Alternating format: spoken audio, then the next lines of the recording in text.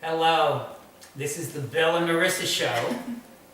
My name's William Gladstone. I'm a literary agent and an author. I represent many of the top spiritual teachers of the planet, people like Eckhart Tolle, Neil Donald Walsh, Gene Houston, most recently Marie Kondo. And I've represented over the years many mediums and channels as well. One of my clients, Dr. Gary Schwartz, actually has a laboratory at the University of Tucson in Arizona, which has studied and documented that certain individuals do in fact have the ability to talk with what I call non-local entities. Marisa, of all the people that I've been introduced to, is by far the most powerful, the most accurate, and the purest source of information that I've ever encountered. It's been fun getting to know Marisa, and we've already started this series, and we're not sure exactly where it's going to go. The guides that Marisa communicates with have actually given us lots of information about exciting series, Bridges to Tomorrow, Unlocking Heaven, many other ideas. Today we're going to start with the basics. Almost everyone talks about their higher self. So today we want to start, what is the higher self? So Marisa, for you, what is the higher self? How can people understand the higher self, and how can they know that the higher self actually exists? Well, let me start with a little bit of background on the higher self real quick, and just kind of my experience with it, because I think that my experience is probably very similar to a lot of other people's experiences.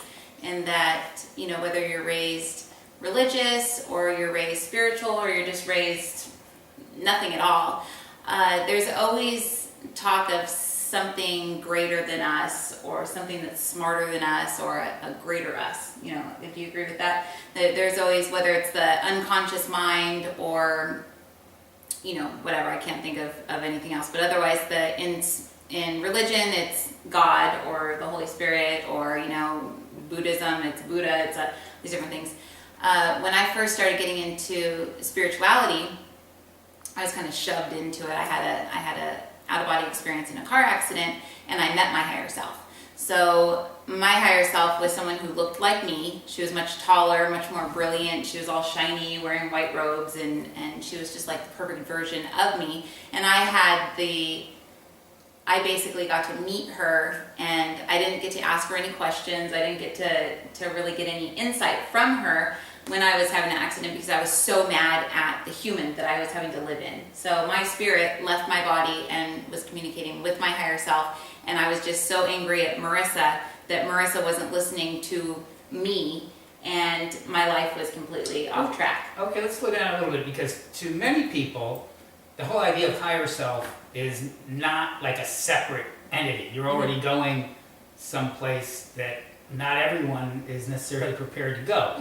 I think for many people, in terms of traditional philosophical or religious writings, I think many people think of their higher self as their better self, sort of the best part of themselves. So let's just go a little more slowly in terms of, for the average person, is there a part of themselves that's not necessarily an entity outside of themselves that they can recognize as their higher self? Like when people are meditating, they often think that one of the things they're doing when they're meditating is they're communicating with their, quote, higher self. So let's just talk at that level, because not everyone is prepared to believe that there's actual, That's whether true. you call light bodies or guides or angels. We're not all ready for that yet. But I think that almost everyone who's had any experience of meditation, or even just intuition, or walking in nature on the beach or in the mountains, you know, you get this sense that there's some part of them that is either better or higher or calmer. So let's just start at that level of higher self. That's exactly what I was trying to put into words when I thought, there's the unconscious mind, there's another piece of us that knows. There's another piece of us that knows, and yes, I believe and I've been taught that a little piece of that girl that I met in that accident, a little piece of that higher self is sent down to live in us as human beings.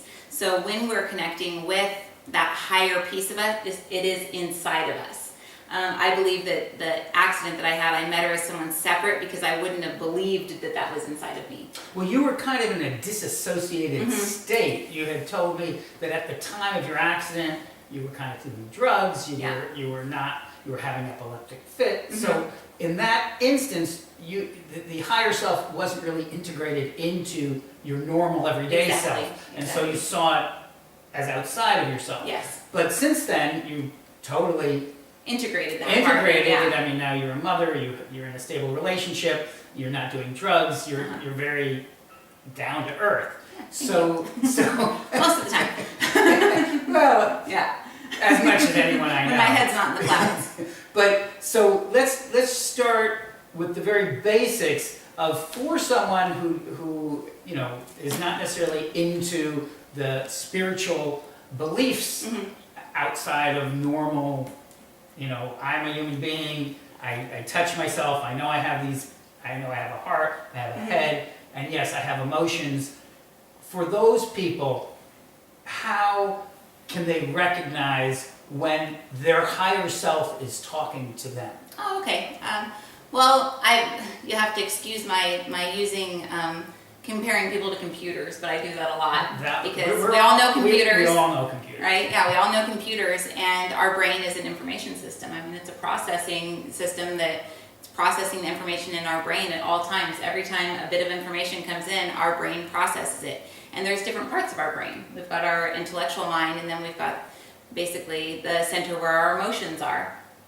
And then we've got another center. This is what I've been taught by the guides. There's another center where there's higher reasoning, there's higher knowledge, there's information that we can't really access unless we can access it. We access it at all times, but we don't realize it's coming in. It's like, let me use an example. So do you ever go to a coffee shop or something? You go to a coffee shop and you just keep noticing someone's earrings or something like that. And it's like, why do I keep noticing their earrings? So you compliment them on their earrings, and 30 minutes later, you're in this deep conversation with them. They've told you their life story.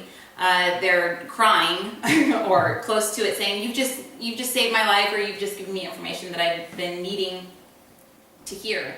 And that's your higher self. That's your higher self communicating with their higher self. Again, I made it into a spirit. So let me see how I describe it within us. Our higher self is the hardest thing for people who are getting into spirituality to realize they're speaking with, because it sounds like us. It is us. We are our higher self. Well, that's why I wanted to come back to, because we want to start with where people are, and we want to build on what has actually been working for 2,000 or more years in many of our major religions. I know as a child, I was taught to always try to be my best self. Okay. And a lot of that had to do with, very ordinary behaviors, sharing, caring, helping others, behaving, listening to your parents. I mean, many things, the basic rule of every major religion is do unto others as you would have them do unto you. So I think starting, we all have this intuitive sense that we know when we're being our best self. And so my question is really, at that level of defining best self, as opposed to, because sometimes, we hear voices that are not our best self. Like you can go back to the funny old movies where you have the little devil on one side and the angel on the other. I see that sometimes. And so what the basic question that I think many people have is, how do they know when it's their higher self or their best self that is communicating with them? How can they discern that? Oh, okay. So if it's your higher self, it's going to it's not going to have any fear in it. It's not going to be fear-based. It's not going to be anything that will harm other people, and it's going to basically make you feel good about yourself. It's going to be the higher self. It's hard to kind of go and talk about the higher self without talking about all the different layers of the higher self. So, because we have what's inside of us, what I think you're referring to is as the good piece of us, the piece that says, here, have half my brownie, when really you want to eat the whole thing and then go steal all the other kids' brownies and stash one for later, and that's the human instinct that all of us have. And in some religions, they say we're born evil, and then the spirit that's in us is good, and we need to fight between the angel and the devil on our shoulders.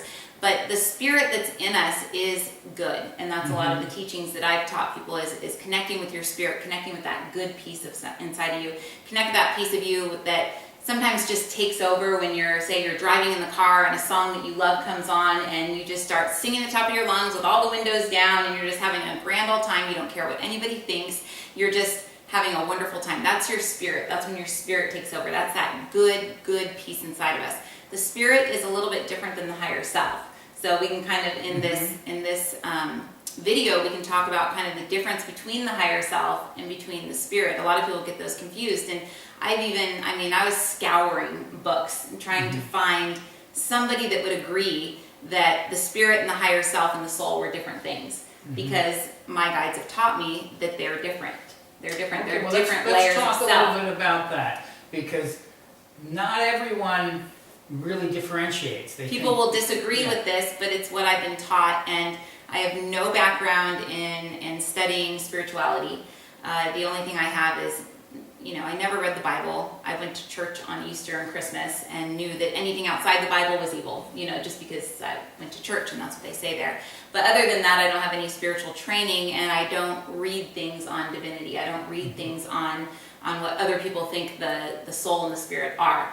But when I started channeling, I wanted to connect with that girl. I wanted to connect with the girl that I met in the accident. And at the point when I started to learn to channel, I kind of saw the world as the movie The Matrix, where we're here and our higher selves are somewhere in the real world plugged into a machine or something like that, and we're down here in this virtual reality. We're in this virtual reality, and as soon as we realize that we're in a virtual reality and we connect into that piece of us, that the real us in the real world, then we can bring through all that information. We can use it here to manifest whatever we want, have the relationships that we want, to be happy, and to just kind of look around and say, oh my gosh, this world is not even real. I mean, it's real, but it's things just aren't that big of a deal. People get all worked up. Okay, that is true on the higher dimensional reality, but for the everyday person, it's very real. Yes. I've got a mortgage to pay, I have a sick child, I have conflict in my relationship with my spouse. These are real problems, and at the level of everyday reality, they kind of trump these higher dimensions. Yeah. So what I want to be able to offer people is, because what I've learned from you is that when you are able to connect to your higher self, some of these problems can be solved more simply. Yes. And I want people to understand, number one, how to do it, and then number two, when to do it for their highest benefit. Okay. So talk a little bit about what you've learned and what you counsel your students, I don't know if you call them students and clients, So like I was saying, we have the spirit inside of us. So I want you guys to all just pretend like you believe in reincarnation, or just pretend like you believe that there's a place that we go to on the other side. And to me, it resembles a school almost. We're over there. Our spirit is in what's called the fifth dimension. It's the soul plane, and it basically decides, I'm going to go down to Earth, and I'm going to go live down there in a human, and that human will have a mind of its own. That human may not listen to me. That human is going to want to steal everybody's brownies. That human is going to want all the money, to have the pride, to have the ego, to have all of the things that humans come with. And I'm okay with that, so the spirit will basically put together a life plan with their guides, with the higher self, and incarnate down onto the planet. So that spirit knows kind of what it's down here for, but it doesn't know everything. The human being from the very beginning, since there's really no pride or anger when you're like a little tiny baby, your spirit, who is very securely connected to the higher self, it's basically you're a spirit living in a human body with no interruptions, of the mind. So just to restate, when you're born as a newborn, you already have a connection with your higher self. Absolutely, yes. And so when we are off base, so to speak, it's because somehow during our programming by well-intentioned but perhaps misguided parents and teachers, we've somehow lost our connection. Exactly, yes, that's exactly, okay, so yes, thank you, that's the perfect way to put it. So if you can kind of imagine a spirit living inside a little baby, it's got a perfect connection to its higher self, and you can look at the higher self as a hard drive of information. The higher self carries all the information that spirit has ever lived, ever done, ever been, all the lessons that it's learned. That higher self is basically just a big, huge reservoir of information up there kind of in the sky or wherever you want to put it. And it's sending down this information down into this little cord. I see it right here on the back of people's heads. Little cord right here into the spirit that's inside the human. So the spirit's down here having a human experience connected to the higher self that's communicating information to it. Now, when we are kids, what ends up happening usually around age 3, age 3 or 4, when we start getting offended, or hey, that kid got more candy and I didn't, that's not fair, they're favoring them and not me. That's when we start developing human behaviors, really. We start thinking like, okay, well, if that adult is going to give that person more candy each time, I'm going to stash away some candy this time, so we start getting sneaky. Little kids start getting sneaky and they start getting behaviors, and those will carry on into career. They'll carry on into when they're working in finance or something, or they're at the office and their boss is favoring someone else, they'll start being sneaky, So things that we learn when we're little kids, they're cemented into our brain, those beliefs, but that's what blocks the higher self connection. So instead of thinking, oh, they're favoring that kid, maybe it's because that child needs more love and I'm okay, they're not. That's would be the higher self basically speaking and saying, don't get offended, don't get upset. There's probably some reason why this is happening, but instead we get upset. That blocks the connection between the higher self. So what I feel is when we're connected with our higher self, like you were saying, how do you know? It's when you're not feeling like angry, or you're not feeling upset, when you're feeling inspired, when you're feeling loved, when you're feeling compassion. And I think the biggest thing, actually I'm hearing the guide say now, the biggest thing with the higher self is compassion. It's not, a lot of religious people, Christians, oh, well, I'll just, let them knock me down and then that'll show how much I love God and then I'll look like a really good Christian or something. I know a lot of people in my family that are like that. It's not like that. Having compassion is more like being able to see from spirit to spirit in another person, and not necessarily just get walked all over, but you still stand up for yourself, but having compassion. So what the guides are saying is the biggest trait of the higher self is compassion. Interesting. I've never heard them say that. The Dalai Lama often says compassion is the greatest human virtue. Interesting. This raises some questions though. One, when you have righteous indignation because you observe someone else and they're really doing something wrong, they're hurting people, they're stealing, they're just being unfair, they're lying. How do you deal with the balance between the compassion you may have for that person and correcting the behavior? What the guides have taught me, because I've got a couple of family members that, I've kind of had issues with in the past, and, they have jealousy issues and stuff like that, and I'll see them kind of getting away with anything, and it used to just get me all riled up, and I would have to make sure to point it out, and I would get upset and want to get back at them. But now it's almost like with the higher self, if you can tune into the higher self and you can ask yourself, why is this person doing this? Why is this person doing this? Do you think that they like to steal? No, probably not. They're probably stealing because that's what were taught when they were younger. They feel like they need to make it by. So actually feeling compassion for them, that they're a really miserable person. They go to bed at night and they think, I need to go steal in order to be a complete human being. Or a lot of the times I'll tell people, look at what their emotions are behind this. They're obviously not happy doing it. they're not happy doing it. What insecurities do they have? Try and relate to, is this man stealing from his job because he feels like maybe his wife is going to leave him if he, doesn't steal money and doesn't have enough money for her or something like that. That's a really horrible feeling to have inside. That's a really awful feeling to have inside. It's fine to have compassion, but you do have to balance it. Oh, yeah. You can't condone stealing. Oh, no, you don't condone it, but what I'm saying is, like, a lot of people, for instance, my husband, he sees people driving, doing illegal things on the road, and he lets it bother him. Like, and it's only sometimes, it's not all the time. I mean, but talking on their cell phone. If someone's talking on their cell phone or texting, or if somebody, the other night we went to the grocery store and he wasn't in a good mood. We just had a baby, so of course we're both underslept. We're very tired, so he was a little grouchy. And somebody pulled into the parking lot and pulled, when there's 2 spots right here, and they pulled in so they'd be nose out. And he just went, "Oh, that's so ridiculous. Why are they doing that? They're screwing everybody that's going to be coming in, because now they're probably going to turn left instead of right. Someone's probably going to come in," and they're, it's like he got all worked up over it, And we do that. I mean, over silly things like the way someone's parking, we get all worked up, and then it ruins our quality of life. So, it's like that wasn't truly, truly illegal, but that shows kind of something really like silly, that then for the next 30 minutes, he was in a irritating mood. I didn't want to be around him.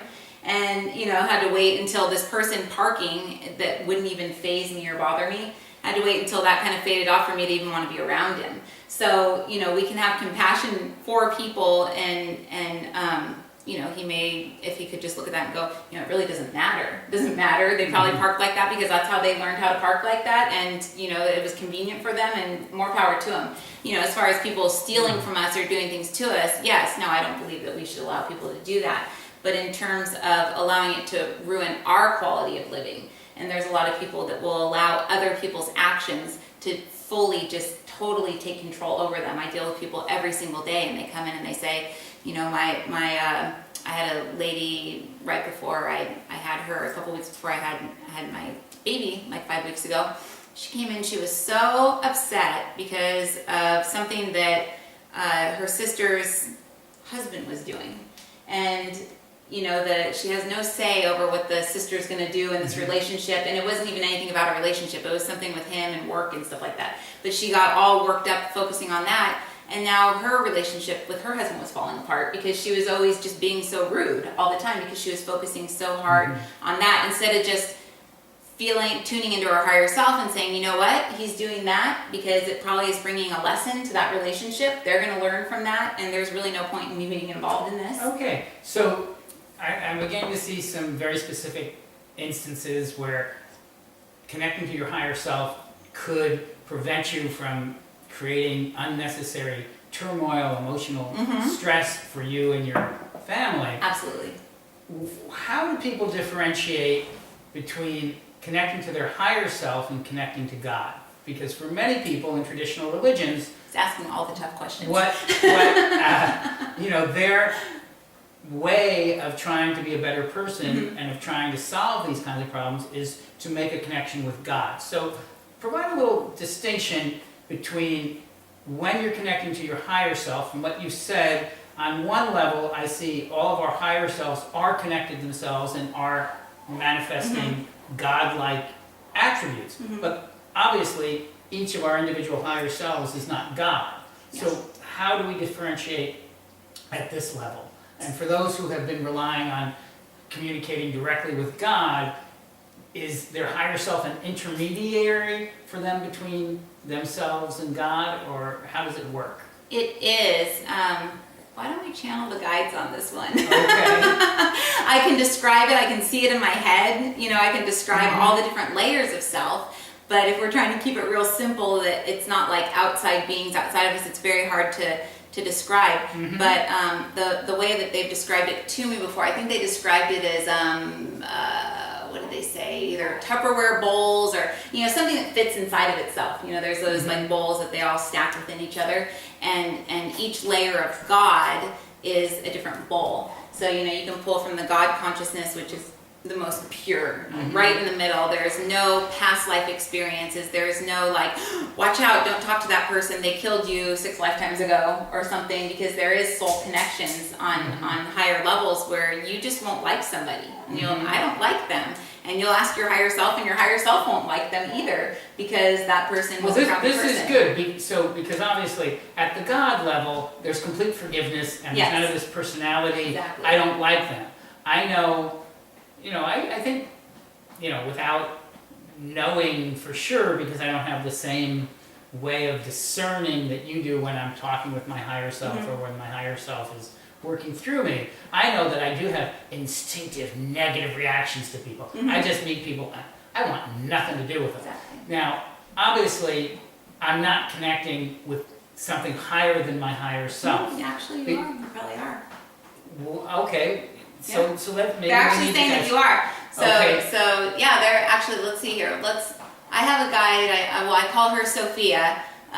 But she's my higher self. She's one layer of my higher self. She's my soul, basically. So if you can kind of look at a soul as a creator, it creates things, it creates higher selves. Higher selves create spirits, and the spirits come live inside of us. So we've got these different layers. So I channel Sophia, so she's going to come in and channel. So the difference between God and the difference between the higher self, the spirit, the soul, all of these things is levels of awareness. Levels of awareness are the different things that a human can tune into at any given time during the human experience. For you must understand that God is the ultimate energy that runs throughout all of these layers of being, and yes, it is compassion, it is light, for we do not call God God, we call God the light. And the light is what we are all headed towards. The light is what we are trying to accumulate. You may look at the light as energies that we're able to build up throughout our lifetimes. The more and more light that we build, the more and more we become like God.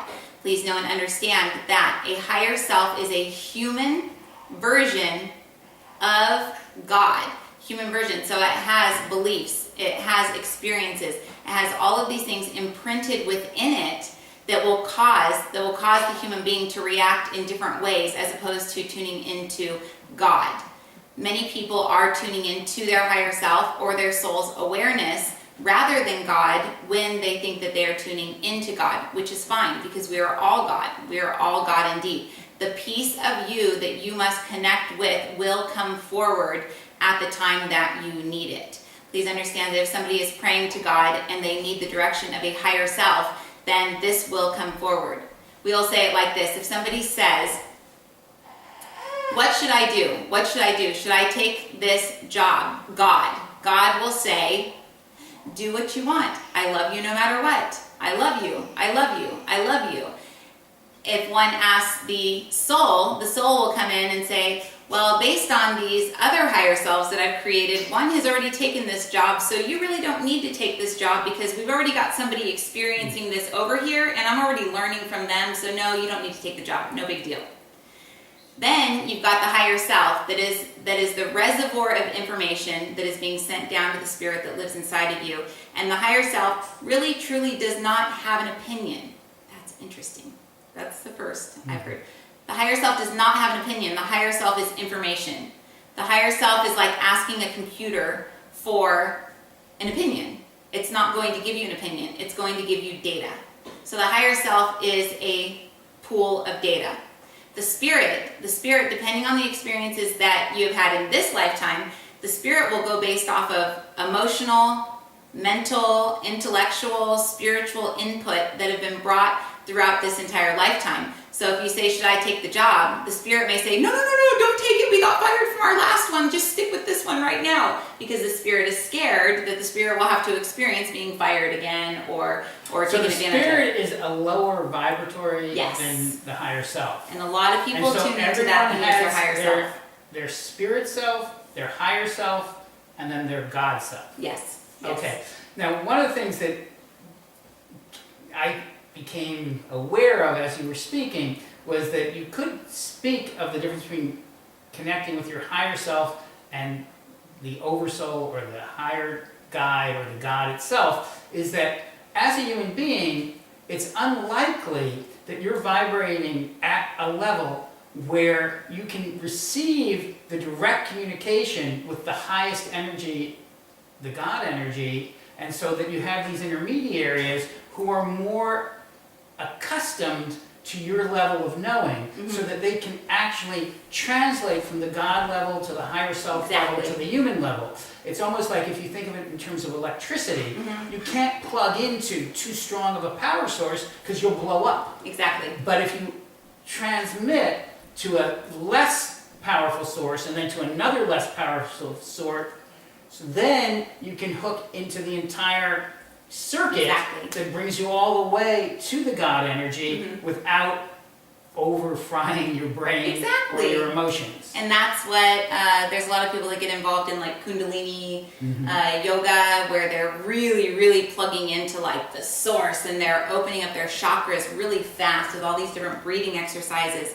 And people who open up too quickly and plug into too much, they get fried and they go crazy and they sound schizophrenic and they sound completely ungrounded. I mean, I have people who I've been in classes with in the past where I took healing classes, and they just sound completely insane. Well, this is really good, because we want only to help people. We don't want to take people off their existing spiritual search if they're spiritual seekers, or even more importantly, those who aren't spiritual seekers at all, but just want useful information that can help them in their everyday lives. Let's provide a little bit of a roadmap, because you've told us that everyone has a spirit, everyone has a higher self, there's guides that the higher selves connect to, and then there's oversouls, there's a whole system that there's a lot of stuff out there. People can take advantage of, everyday people. And one of the things that's unique, and I have to say, for those who don't know me, I mean, I have degrees from Harvard and Yale, and I've studied with some of the top scientists in the world, and I'm very skeptical of anything that I can't see and I can't measure. That's the way I was raised. And we are talking about entities that are very hard to see and measure. I don't see them. I do occasionally feel the energies, so it's opened me up, and fortunately for me, my wife does see, and I trust her, and I know that she's not crazy. So I'm open to this, but I'm not, quote, a believer. Yeah. So my goal here is to enable people who may be skeptical, who may be open to understanding, to be able to use this information in their own lives in a way that does not force them to change any of their existing beliefs. Okay. So how do we do that? So basically you want me to go through kind of how they connect with their higher self and know that they're connecting with their higher self. And so what I'm hearing from the guides right now, the best way to describe it is a lot of people that are probably watching this understand what the ego is. You know, everyone's kind of read books about the ego. The ego, you know, is going to keep you in fear. The ego is going to tell you that you're going to fail. The ego is going to do all of these different things. So if you're in ego, then you're not within your spirit or connecting with your higher self. Connecting with the higher self is what I'm hearing right now. The guides are saying is all of our guides, all of our guardian angels, our higher self are going to make sure that we connect to the safest piece of ourself on the other side, and the safest piece. And a lot of people will say, oh, I'm connecting with my higher self, but really it's just their spirit. You know, they're just connecting with their spirit. So my goal is to kind of educate people on the fact that there are different layers of self over there. The higher self is, I believe, that reservoir of information is one of the safest pieces of ourself to connect with, because it's always flowing through us. It's information. It's information coming through. If you're just connecting with your spirit, it's going to have opinions. It's going to be afraid. And I have students or clients that'll call me and say, I'm connecting with my spirit, and I'm journaling, and I'm asking my higher self if I should do this, and this, and I keep getting a no. And it's like, oh, they're connecting with like the fear within inside of them. Our spirit is imprinted with all of our life experiences, so sometimes it's afraid, you know, and it's living inside of us. And it's the job of the higher self and the soul to kind of infuse all that information into the spirit. For people to know that they're working with the higher self, so you want to know how people can, the way that they connect is just through intention. It's really easy, actually. You know, I mean, really the only... So you have a simple exercise that we can share? The higher self, to me, and what I've been taught, is about, there's different layers of ourself, but the piece of us, that information reservoir, is right here. It's about 2 feet above our head. Some people it's right here. Some people it's about 5 feet above our head. But if you can just kind of close your eyes and in order to clear the mind, you can just take a couple deep breaths, like one in your nose. You can imagine, if you'd like, you can imagine kind of like, I don't know, sparkly dust coming in, or light, or something, white fog coming in through your nose, clearing out your mind, and then you release any negative energy. And when I say energy, I mean emotions. Any emotions that you have, other people's emotions that are around you. So you just breathe in light, breathe out anything that does not belong to you, anything that's not for your highest and best good. And then what you do is you just ask your brain to take you to wherever your awareness is. And a lot of times you'll be kind of drawn over here, or drawn over here, or drawn over there, or maybe down here, because a lot of humans, as you know, our consciousness doesn't ever stay in our body for very long. You know, I don't really want to be here. I don't want to think about this. You know, you're kind of somewhere else. You know, so you kind of pull your awareness back into your mind right here. And if you can't feel that it's somewhere else, or you say, "Wait, I can't feel anything," just pretend like you're pulling your awareness into your brain. You just imagine it. And then you just imagine a ball above your head, about 2 feet above your head. Imagine that ball coming down like a little elevator.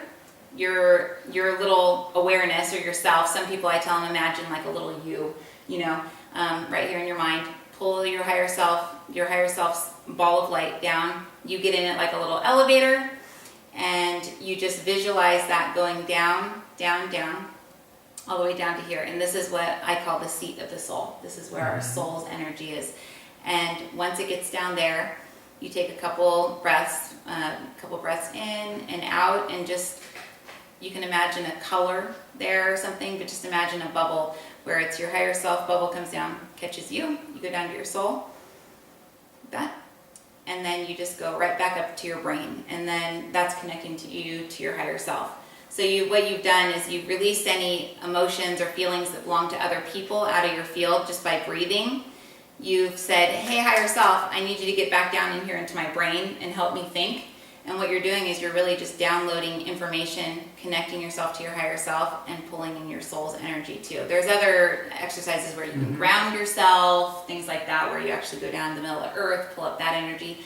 But what I do is, if I'm trying to make a decision on something, and you know, it's like, "Oh God, what should I do? Should I do this? Should I go left? Should I go right? Should I go straight?" I know that there's many things that are stressing me out. There's, what's my husband gonna think? What's my parents gonna think? How am I gonna feel? What happened last time I did this? All these things are just kind of like churning around in my brain, and it's like this uncontrollable spiral of indecisiveness. And if I just stop, take a few deep breaths, connect with the higher self, go down and pull in my soul's energy, and come back up to my mind, it's like you can feel which way you need to go, and you feel good about it. You don't question it, but it's the thing that comes into your mind, the first thing before your brain turns on. Do you ever do that, where it's like you're making a decision, the first thing that comes, and then your brain goes, "Well, maybe we don't want to do that, maybe we should do this." And Well, I actually am in the space you described naturally. I don't do any exercises. I don't even meditate.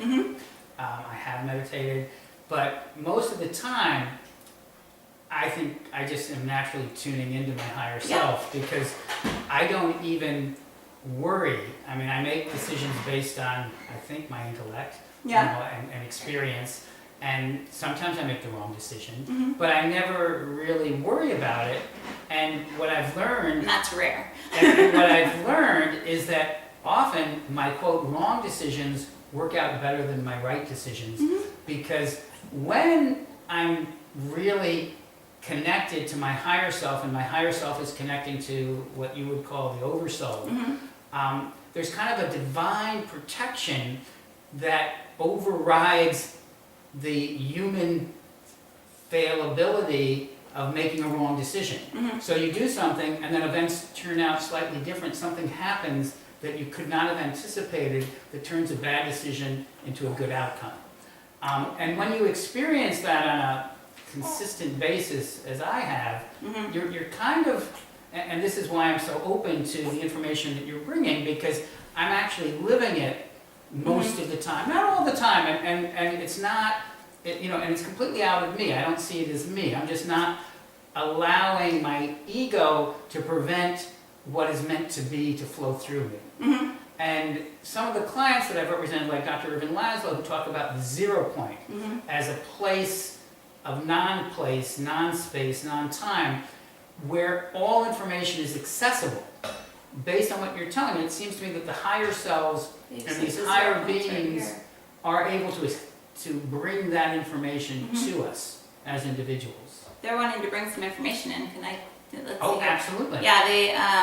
Okay, so as soon as you said the 0 point, they stepped in my energy, and then I didn't know what you said after that. Darn it.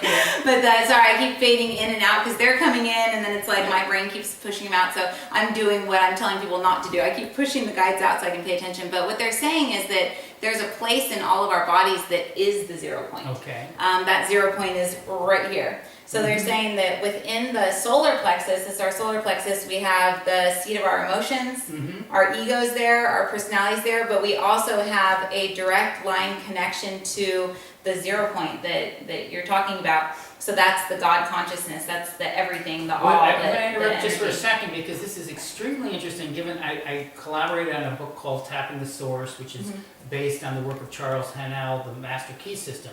And Charles Hennell was the first Westerner to identify the solar plexus as the root of connection to what he would call universal mind, which I think is another name for what we're scientifically now calling the 0 point. So it's very interesting that you, with no background, no connection to any of this, you're receiving the information from your guides that confirms this information, which has proven itself over the last 100 years. Wow, that's amazing. Because I don't read anything. I don't read books, and because I don't, Well, you're skeptic. I'm skeptic. Well, what's amazing and what's important for the viewers and listeners or readers, if we turn this into a book, is this is confirmation from a totally different source of information that others have been utilizing and that provides additional, quote, scientific evidence that we're on the right track.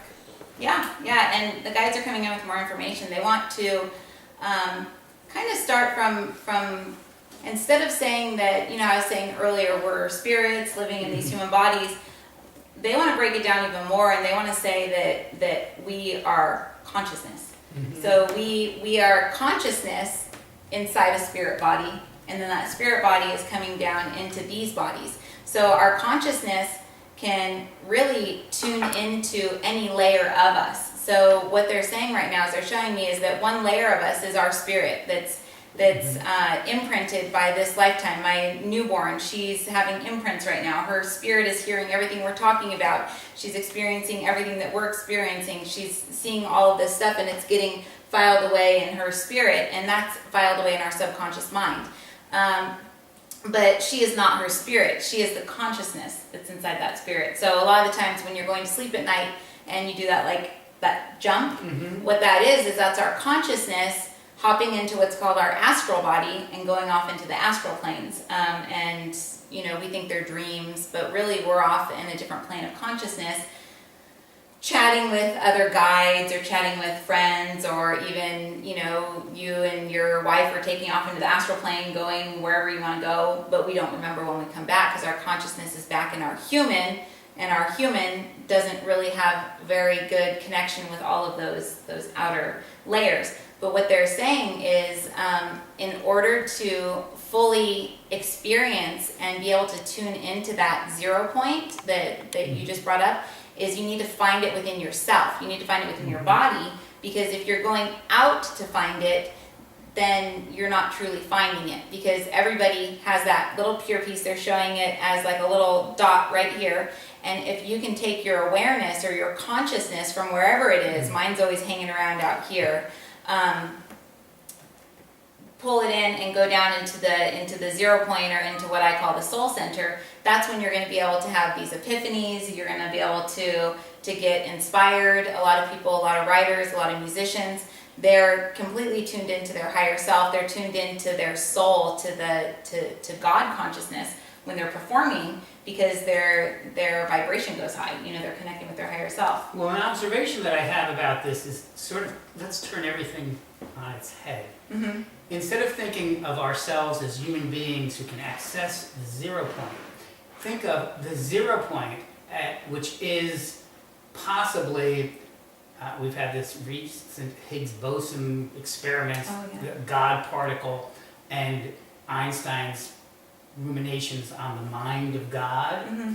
And perhaps what is really occurring in the nature of the universe and multi-universes and of the creation of life is the 0 point, or the mind of God, manifesting everything through us. That we are all, and many religions have said this, elements of God. There's an element of God within all of us. And we're calling it right now the 0 point. Mm-hmm. And perhaps the real play of the universe is the 0 point manifesting the mind of God through each and every one of us.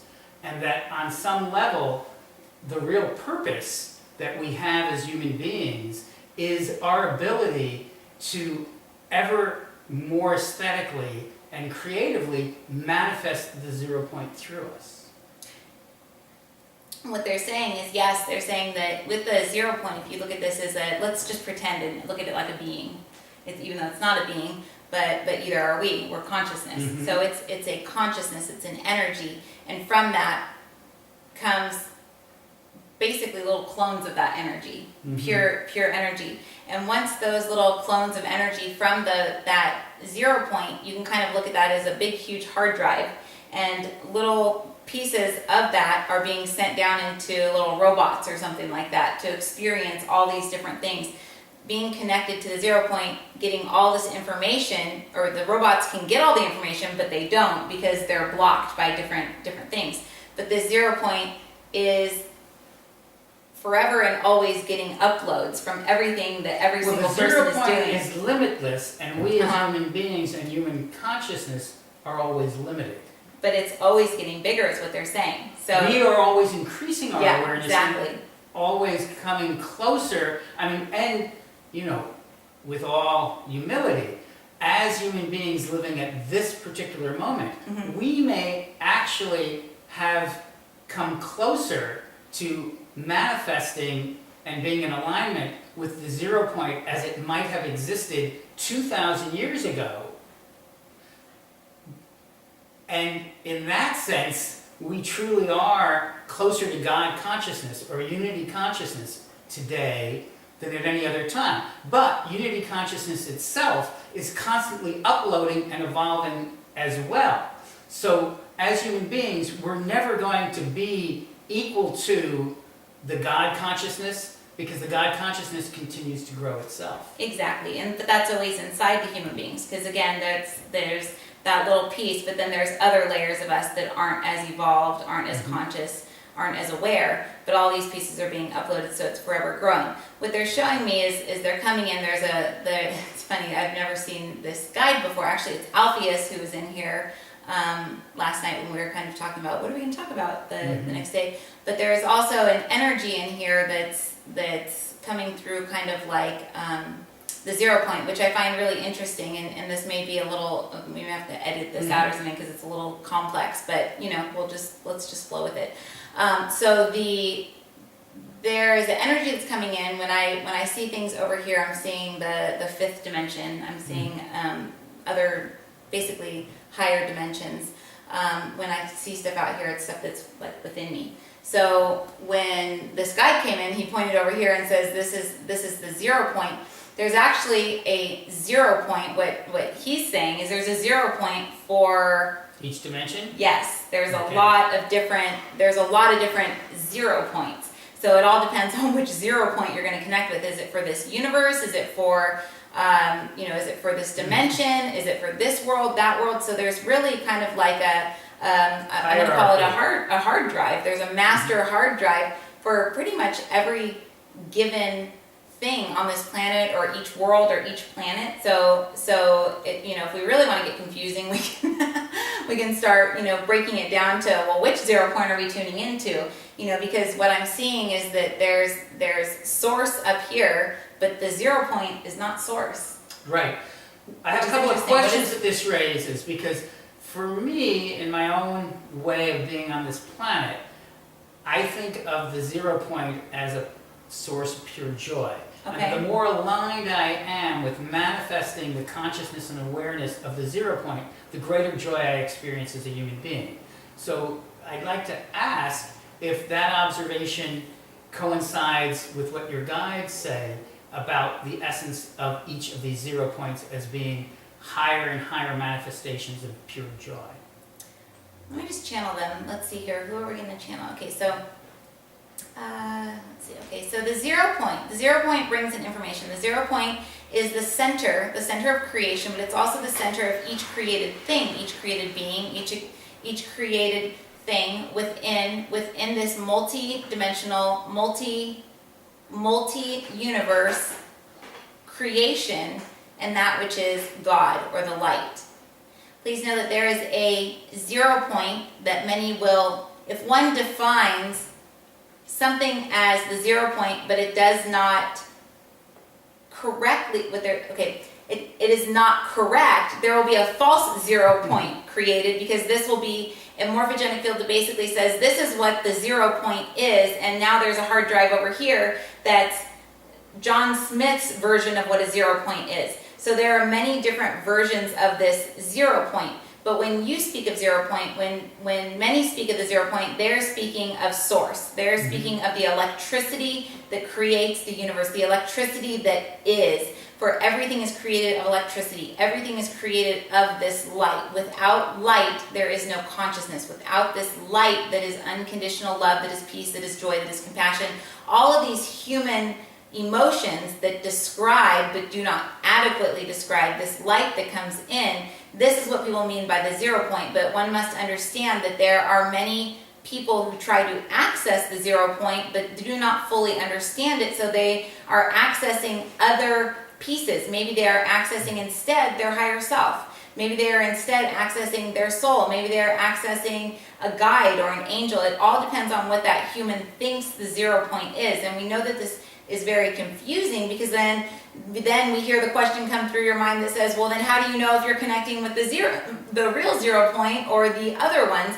And really the understanding is that the 0 point is the creation of all that is, and the light, the electricity of what is, what will be, and what is forevermore. We all have access to that, and what one must understand is that many times human beings have better access to source, better access to God, better access to the light than other aspects of themselves, because we are all that original piece inside of us. So many people can connect with God. Everybody can connect with God, sometimes better than they can connect with their own upper dimensional aspects of themselves.